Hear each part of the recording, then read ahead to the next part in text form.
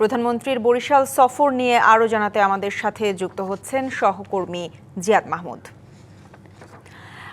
জিয়াদ, এরই মধ্যে গুলশানের বাসভবন থেকে প্রধানমন্ত্রী তারেক রহমান রওনা দিয়েছেন বরিশালের উদ্দেশ্যে। তার এই আগমন ঘিরে সাধারণ মানুষের উচ্ছ্বাস কেমন দেখছেন এবং প্রস্তুতি নিয়েও সবশেষ জানাবেন।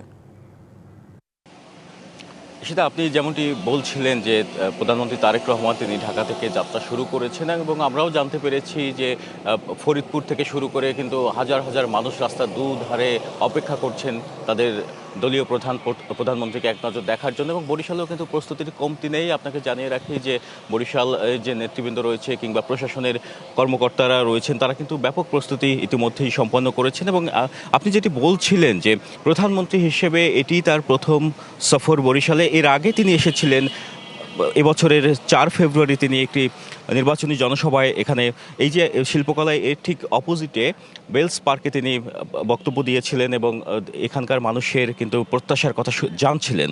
তো এবারে যে তার আগমন, তার যে সফর, এই সফরকে ঘিরে বরিশালের মানুষের নানা প্রত্যাশা রয়েছে, নানা ধরনের চাওয়া রয়েছে। যেহেতু উন্নয়ন বৈষম্যের শিকার এই বিভাগে বিগত বছরগুলোতে তেমন কোনো উন্নয়ন হয়নি বলে এখানকার নেতাকর্মীরা বলছেন, তাই তাদের চাওয়ার মাত্রাটাও কিন্তু অনেক ঊর্ধ্বে। এবং আরেকটি বিষয় জানিয়ে রাখি যে এখানে যে সফর সূচি রয়েছে সেটি আমরা যদি লক্ষ্য করি দেখা যায় যে তিনি প্রথমে বরিশালের গৌর নদীতে বৃক্ষরোপণ কর্মসূচি এবং প্রতি সপ্তাহে সর্বোচ্চ বার বিকাশ পেমেন্টে 50 জন হবেন পেমেন্ট চ্যাম্পিয়ন। জিতে নিন টিভি সহ আকর্ষণীয় সব প্রাইজ। ফ্যামিলি কার্ড বিতরণ কর্মসূচিতে অংশগ্রহণ করবেন। এরপরে নগরের 30 গোডাউন সংলগ্ন যে বধ্যভূমি সংলগ্ন এলাকাটি রয়েছে সেখানে তিনি বৃক্ষরোপণ কর্মসূচিতে অংশগ্রহণ করবেন। এবং দুপুরে সংক্ষিপ্ত বিরতির পরই বিকেলে এই যে শিল্পকলা দেখছেন, শিল্পকলা একাডেমিতে বিএনপির সাংগঠনিক সভা অনুষ্ঠিত হবে এবং এই সভায় তৃণমূল পর্যায়ের নেতৃবৃন্দ থেকে কেন্দ্রীয় নেতৃবৃন্দ তারা অংশগ্রহণ করবেন। এবং এই সভাকে ঘিরে কিন্তু সাধারণ মানুষ থেকে শুরু করে দলের নেতাকর্মীদের অনেক প্রত্যাশা রয়েছে। এখানে যে সাংগঠনিক কার্যক্রম, এই অঞ্চলের সাংগঠনিক কার্যক্রম, ভবিষ্যৎ কর্মপরিকল্পনা এবং যে সরকারের উন্নয়ন ভাবনা নিয়ে একটি নতুন দিক নির্দেশনা আসতে পারে বলেও অনেকে মনে করছেন। এবং পাশাপাশি আপনাকে জানিয়ে রাখি যে এখানে যা নেতাকর্মীদের সাথে আমাদের কথা হয়েছে তারা বলেছেন বরিশাল বিভাগের 6টি জেলা থেকে, ইউনিয়ন পর্যায় থেকে, ওয়ার্ড পর্যায় থেকে তারা আসছেন নেতাকর্মীরা। তবে বৈরিতা কিছুটা বাধা হয়ে দাঁড়িয়েছে। আমরা দেখেছি সকাল থেকে বৃষ্টিপাত হচ্ছে বরিশালে।